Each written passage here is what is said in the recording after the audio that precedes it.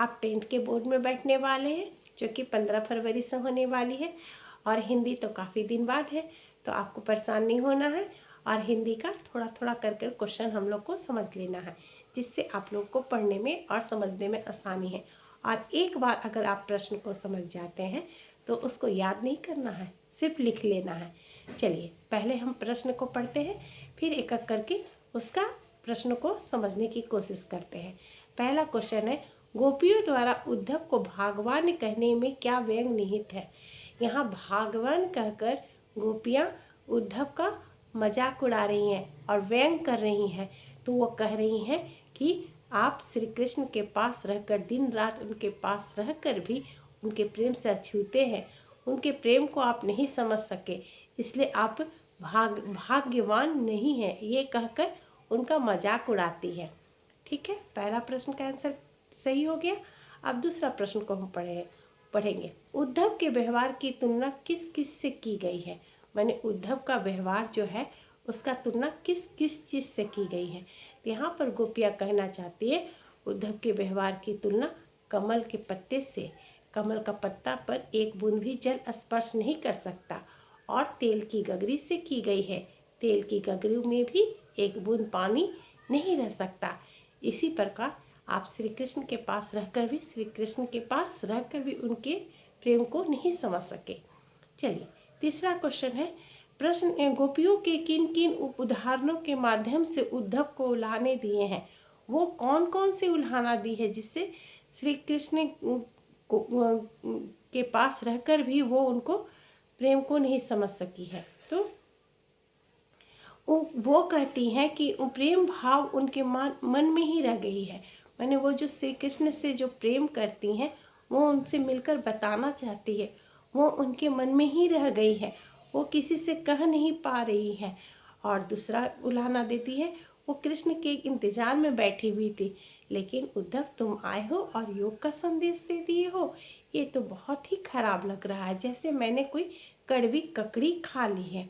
और तीसरा कहती है कि श्री कृष्ण मिलने की बात कही थे कि वो आएंगे, मिलने आएंगे, प्रेम की मर्यादा रखेंगे, लेकिन उन्होंने मर्यादा को तोड़ दिया है और वो हमसे नहीं मिलने आए और योग का संदेश भेजा दिए। तीसरा क्वेश्चन सही है। चलिए चौथा क्वेश्चन, उद्धव द्वारा दिए गए योग के संदेश पर गोपियों ने विरह अग्नि में घी का काम कैसे किया। जब श्री कृष्ण मथुरा चले गए थे तो गोपियों से बोले थे कि मैं मिलने आऊँगा, लेकिन वो नहीं आए।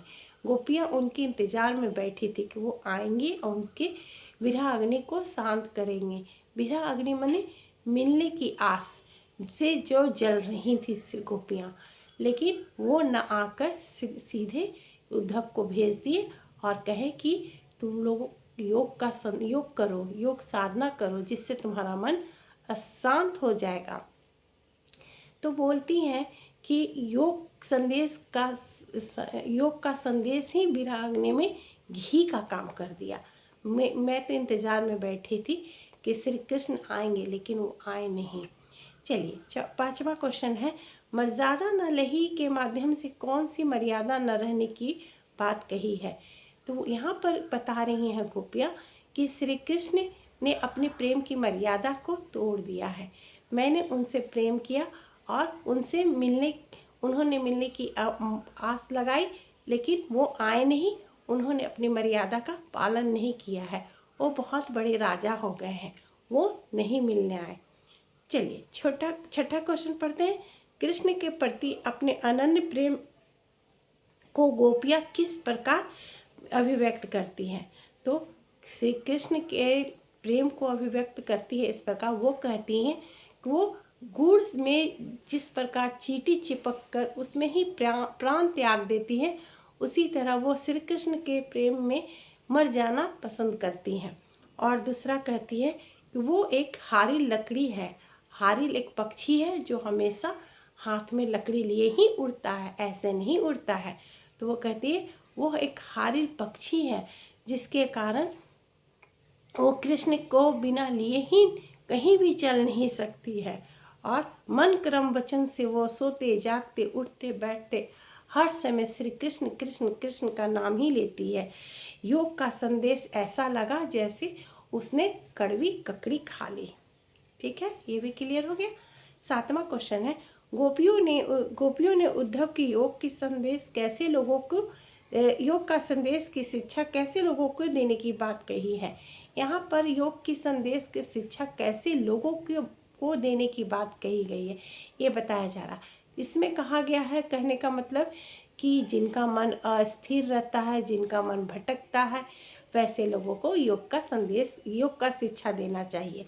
मेरा तो मन स्थिर है, एकमात्र श्री कृष्ण में अटका हुआ है, तो मैं सोते जागते उठते बैठते हर समय श्री कृष्ण का ही नाम जपती हूँ।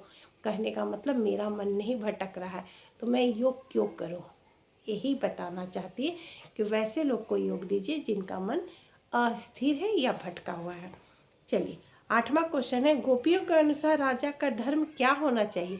तो गोपियों के अनुसार राजा का, कृष्ण मथुरा जाकर राजा बने, कंस को मारने के बाद जो भी हुआ तो वो राजा बने, तो वो राजा का धर्म क्या होता है कि वो अपनी प्रजा का देखभाल करे या अच्छे भले बुरे का ध्यान रखे।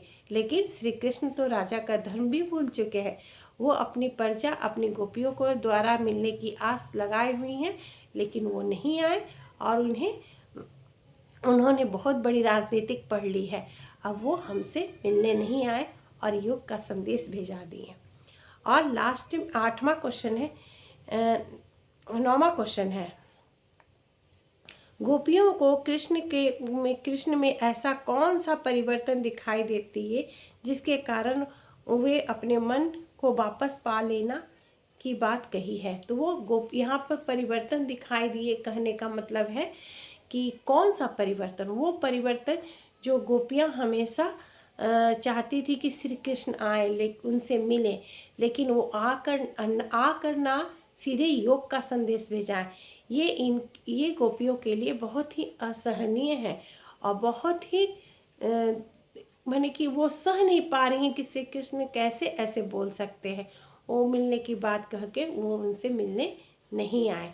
तो ज़्यादातर इतने प्रश्नों में इसमें मेरे ख्याल से जो क्वेश्चन आता है वो ये है, उद्धव की व्यवहार की तुलना किस किस से की गई है, और मर्यादा न लही के माध्यम से श्री कृष्ण को क्या कौन सी मर्यादा न रहने की बात की ही गई है। और तीसरा क्वेश्चन है, उद्धव द्वारा दिए गए योग के संदेश पर गोपियों के विरह अग्नि में घी का काम क्यों किया। ये 3 प्रश्न ज़्यादातर पूछे जाते हैं, जो आप ध्यान दीजिए और इसको पढ़ लीजिए और मेरे द्वारा बताए हुए चीज़ों को ध्यान दीजिए। मैं जल्द से जल्द करके सारे प्रश्नों को आपको आसान तरीके से बता दूंगी, और अगर कोई परेशानी होती है तो आप मुझे कमेंट कीजिए। धन्यवाद।